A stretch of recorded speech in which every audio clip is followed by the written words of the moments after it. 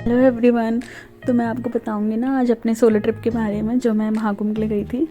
तो वहाँ पे मैं गई थी और उसके बाद यहाँ बरेली स्टेशन से मैंने स्टार्ट किया था और यहाँ पे एक ये पेंट किया हुआ था। तो ये बहुत फ़नी लगा मुझे। यहाँ पे कोरोना वायरस को ही सलाम कर दे रहे हैं, रेलवे कोरोना वायरस को सलाम, लाइक नॉट द वॉरियर्स को नहीं कर रहे हैं, ये डायरेक्टली वायरस को ही सैल्यूट कर रहे हैं। तो ये थोड़ा फ़नी था मेरे लिए। प्लेटफॉर्म पे मेरी ट्रेन आने वाली थी, मैं ऑलरेडी वहाँ पहुँच गई थी। तो वहाँ एक ट्रेन थी और ये लोग ऐसे सेल कर रहे थे, तो थोड़ा मुझे अच्छा नहीं लगता, पता नहीं क्यों मुझे अंदर से थोड़ा ख़राब लगता है कि अपना जो हमारा नॉर्मल डे है वो इनका सपना होता है एक तरह से कि वो नॉर्मल डे इन्हें मिल जाए और इन्हें काम ना करना पड़े उस दिन।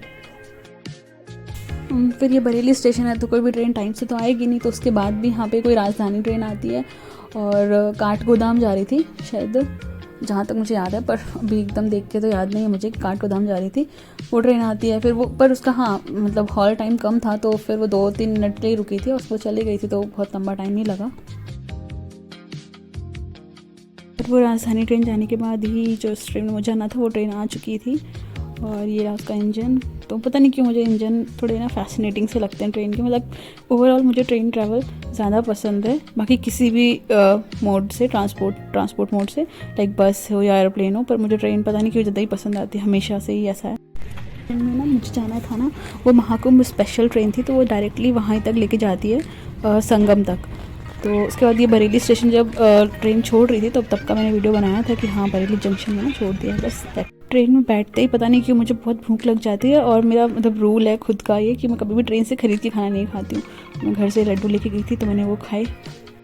ट्रेन में ना ये बाहर का ऐसे व्यू देखने में इतना अच्छा लगता है, लाइक दिन जब रहता है तब तो बेटर है, पर रात हो जाती तो कुछ दिखता नहीं है, पर दिन के टाइम पे जो व्यू आता है वो बहुत ही ज़्यादा सुंदर लगता है। पता नहीं क्यों मुझे पर बहुत अच्छा लगता है देखने में, ऐसे कंटिन्यूसली मैं कितने भी देर तक देख सकती हूँ, बहुत सुंदर। बीच में ना ये एक जगह आती है, वहाँ पे स्टेशन मतलब ट्रेन थोड़ी देर के लिए रुकती है। ये कोई प्लेटफॉर्म नहीं था बट रुकती है, पर ये जो लोकेशन है, अगर यहाँ पे हल्की सी बारिश हो जाए, शाम का टाइम हो और सूरज ढल चुका हो हल्का सा और लाइक 6-6:30 बजे का टाइम और बारिश हो रही हो, यहाँ पे बैठ के चाय पीने में क्या मज़ा आएगा, मतलब ऐसी बस ये मेरी इमेजिनेशन थी। ये है सरसों का खेत जो कि हम DDLJ में देखते हैं, उसकी वजह से ये खेत बहुत फेमस हो चुके हैं ऑलरेडी। और ये है कोयला जो जिसको ब्लैक गोल्ड भी बोलते हैं। तो मैं वीडियो बना रही थी तो कंटिन्यूटी में फिर ये भी बना लिया क्योंकि उस टाइम पे ये ट्रेन, ये मौसम है ना शायद ये इसमें सरसों की खेती होती है, तो इसीलिए ये DDLJ वाले खेत ना बहुत जगह दिखे, मतलब ऑलमोस्ट पूरे बड़े बड़े खेत भरे हुए थे। तो लुक तो बहुत अच्छा आ रहा था, फोटोज़ अच्छी आएंगी वहाँ। थोड़ी देर बाद ये शाम का वक्त हो गया था जो कि अपने आप में अच्छा लगता है, और ट्रेन में तो मतलब मत ही पूछो क्या लेवल होता है उस टाइमिंग की। हल्की सी ठंडी वाली हवा चल रही होती, बाहर हर चीज़ बहुत सुंदर दिख रही होगी, बहुत ही सुंदर। और ये कोई स्टेशन था जो कि बहुत ही शांत था, जनरली इतने शांत होते नहीं, और साफ़ भी था। उसके बाद ट्रेन के अंदर का तो माहौल ऐसा ही था, बहुत कम भीड़ थी स्पेशल ट्रेन में, जनरली रहती है पर पता नहीं उस दिन कैसे ट्रेन में नहीं थी भीड़, तो वो ये भी मेरे लिए प्लस पॉइंट हो गया था। जब भीड़ कम होती है ना तो थोड़ा ठीक लगता है। ये ट्रेन ना कहीं पे रुकी थी, ये टाइमिंग रात का ही है, पर ये लाइटिंग इतनी आ रही है ना उसकी, तो ऐसा लग रहा है कि दिन है, पर ये रात का ही टाइम है। उसके बाद बस हम लोग का स्टेशन आने ही वाला था, प्रयागराज संगम। तो मैं रेडी हो गई थी जूते पहन के कि हाँ बस अब निकलना ही है। तो उसकी थोड़ी देर बाद ही, 2 सेकेंड्स के बाद ही स्टेशन आ गया था। स्टेशन लिटरली बहुत साफ़ था, मतलब एक्सपेक्टेड नहीं था मुझे यूपी में स्टेशंस वो भी इतने साफ़, लाइक किसी ने जैसे आसपास थूक देते ना वो वाला सीन भी नहीं था यहाँ पे। पैकेट रैपर कुछ भी कहीं पड़ा नहीं था, सब कुछ एकदम, अगर पैकेट वगैरह सब डस्टबिन में, कहीं बाहर कुछ भी नहीं पड़ा है। तो बहुत सुंदर था ओवरऑल स्टेशन। प्रयागराज जंक्शन नहीं, प्रयागराज संगम है, तो प्रयागराज जंक्शन के बाद 8-10 किलोमीटर के डिस्टेंस पर संगम आता है। तो स्पेशल ट्रेनें संगम तक जा रही हैं, बाकी ट्रेनें प्रयागराज पे छोड़ दे रही, तो वहाँ से पैदल ही डिस्टेंस है क्योंकि वहाँ से गाड़ियों को जाने नहीं दे रहे हैं। तो ये रहा प्रयागराज संगम, जो कि मैं 2 बज के शायद 2-2:15 पे पहुँचती हूँ। मैं अभी आपको टाइमिंग भी, हाँ तो एग्जैक्ट टाइमिंग थी मेरी स्टेशन पहुँचने की 2:19, 2:20 सॉरी। उसके बाद यहाँ से जब हम बाहर निकलते हैं फिर मैं आपको स्टेशन दिखाती हूँ, Prayagraj Sangam station. Like literally इतना सुंदर स्टेशन, जब मुझे इतना सुंदर लगा तो ऐसा तो होगा नहीं कि मैं आप लोगों को ना दिखाऊं। तो आप लोग उसको ध्यान से देखिए, क्या लाइटिंग, और एकदम कंस्ट्रक्शन भी एकदम सफाई से हुई चीज़ें, कुछ ऐसे गंदगी तो कहीं भी थी ही नहीं। फिर वहाँ से वॉकिंग डिस्टेंस था तो लोग जा रहे थे और बाकी मैं गूगल मैप की हेल्प से उस वॉकिंग डिस्टेंस पर जा रही थी। मुश्किल से 5 मिनट लगेगा आपको वहाँ से वॉकिंग डिस्टेंस से, लेकिन आप गूगल पे मैप से जाए, बहुत अच्छा है। उसके बाद लुक देखिए क्या आता है, ऐसा लग रहा है लाइटिंग की पूरी ऐसे बारात आ रखी है, बहुत ही सुंदर, सब चीज़ ही बहुत सुंदर है। तो यहाँ मेरी एंट्री होती है ऐसे। यहाँ पे ना ये ऐसे द्वार लिखा हुआ है, हर जहाँ भी ऐसा बना हुआ था, जैसे यहाँ पे कच्छप द्वार लिखा हुआ है तो कछुआ द्वार एक तरह से, तो ये हर जगह ही लिखा हुआ है। तो आपको ऐसे कोई प्रॉब्लम होगी नहीं जाने में, और कुछ प्रॉब्लम होती तो वहाँ पुलिस वाले हर जगह, तो किसी से भी कुछ भी पूछ सकते हैं। मैं तो इनकी लाइटिंग की फ़ैन हो गई भाई, इन्होंने लाइटिंग किस तरीके से लगाई है ना, लाइक ऑसम, लिटरली ऑसम। ये 2:20 पे मैं स्टेशन पहुंची थी, तो रात का ही टाइम है पर एकदम ऐसा दिन ही लग रहा था, इतनी लाइटिंग इन्होंने लगा रखी, तो रात जैसे यहाँ कभी होती ही नहीं है। यहाँ आपको वॉकिंग डिस्टेंस ही जाना है, मतलब काफ़ी लंबा है, आराम से लोगों ने ऐसे बताया था कि 3 किलोमीटर अप्रॉक्स है, तो ये वॉक करके ही जाना है। यहाँ पे कोई ऐसा व्हीकल आपको मिलेगा नहीं, वीआईपीज़ के लिए अलग बात है, पर बाकी कॉमन पीपल इन इंडिया तो उनको पैदल ही जाना है। उसके बाद ये नंदी द्वार आता है, पहले कच्छप द्वार था, अभी नंदी द्वार आएगा। ये द्वार भी इन्होंने आर्टिफिशियली बनाए हैं ऑब्वियसली, पर बहुत सुंदर है, सब कुछ अच्छे से कार्व किया हुआ था, मैंने पास जाके भी देखा था, तो बहुत अच्छा बनाया हुआ है इन्होंने। इसके अंदर जाने के बाद यहाँ पे ना बोर्ड लगा था, तो मैंने इसको अच्छे से वीडियोस का बना लिया ताकि किसी के काम का हो शायद। मुझे ज़्यादा मतलब इनका पता नहीं है कि क्या क्या लिखा हुआ है, पौष पूर्णिमा एंड और, बट किसी के काम आ जाए शायद। ये सुबह का टाइम है, अप्रॉक्सीमेटली 3 बजा होगा, और इतनी ज़्यादा भीड़ है, बट मतलब लोग ऐसा बोल रहे थे कि अगर थोड़ा और टाइम लगेगा तो और भीड़ हो जाएगी। साइड में आपको ये दिख रहा है, ये बॉटल्स बिक रही कलरफुल, जिसमें ऑरेंज एंड वाइट ही मेनली हर जगह मिल रही थी। और ये बॉटल्स इसलिए ताकि आप, खाली बॉटल्स है बट खुद जाके आप गंगा जल भर सकते हो और उसको ले जा सकते हो अपने घर। महाकुंभ में बिना बालाजी को प्रमोशन करना अलग से, पर बहुत अच्छा तरीका निकाला इन्होंने। कुंभ स्टार्ट हो चुका है, सब कुछ हो चुका है, पर यहाँ कार्य प्रगति पर है, तो जैसे भी आपको बीच बीच में 2-3 जगह देखने को मिल ही जाएंगी, कुछ ना कुछ काम चल ही रहा है। कहीं गड्ढा इनको करना है और कहीं और उस मिट्टी को ले जाके यूज़ कर रहे हैं, तो ऐसा 2-3 जगह जेसीपी मैंने देखी, तो काम चल ही रहा है ना कंटिन्यूसली।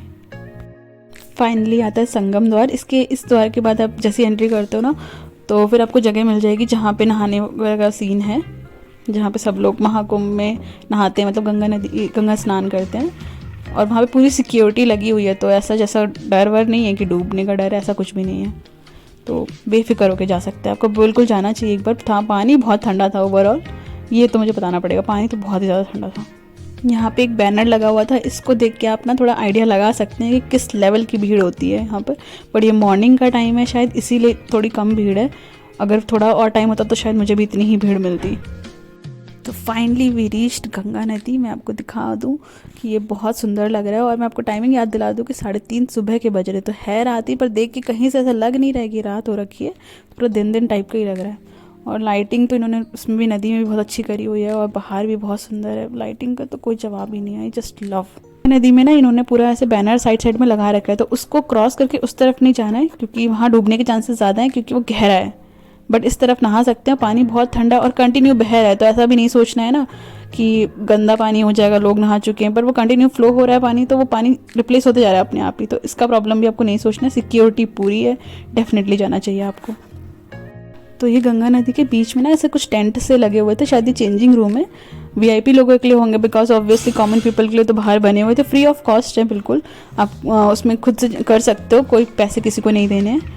बट ये अंदर भी बने हुए थे शायद वीआईपी लोगों के लिए, कॉमन मैन के लिए तो नहीं थे, और शायद दिन में हो भी अवेलेबल, अभी तो नहीं था जाने। थोड़ा सा उजाला होगा तब शायद बोट से जाने दें, बट अभी तो अलाउड नहीं था।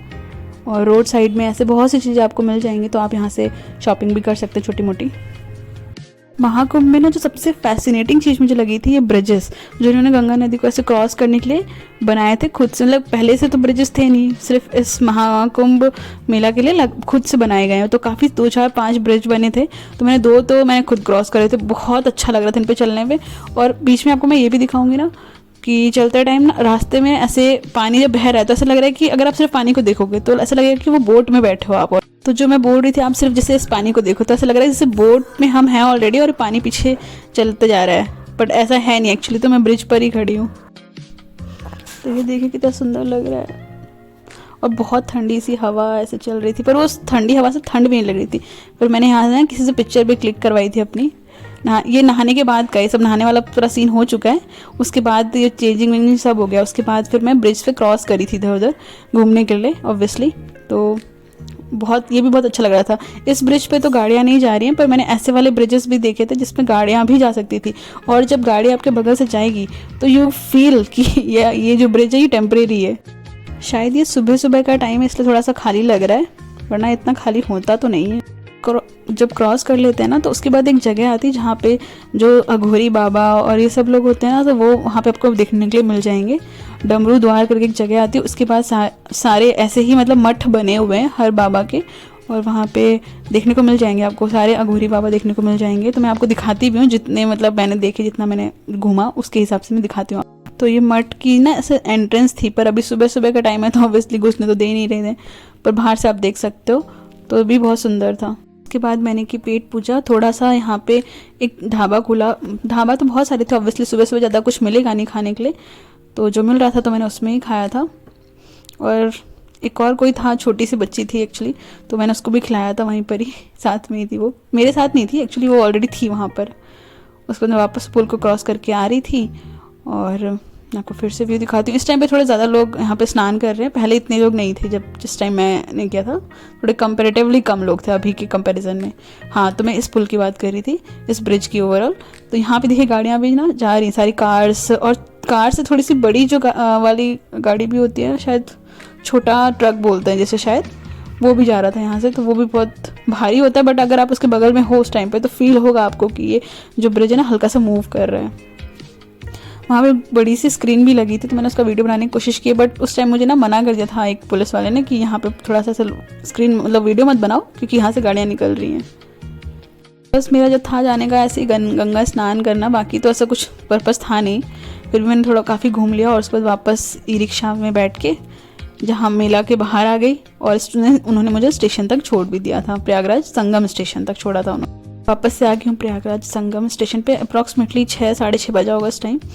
तो उसके बाद जो मुझे ट्रेन मिली थी वो डायरेक्ट तो मिली नहीं बरेली तक की, क्योंकि ये स्पेशल ट्रेन नहीं थी, तो वहाँ से मैं लखनऊ तक पहुँची हूँ, और वो मुझे स्लीपर ट्रेन मिली थी। मतलब उसकी भी टिकट मैंने टीटी को बोल के ली थी, क्योंकि टिकट तो मिल ही नहीं रही थी वहाँ पर भी, प्रयागराज संगम में भी मुझे वो जनरल टिकट दे रहे थे मुझे।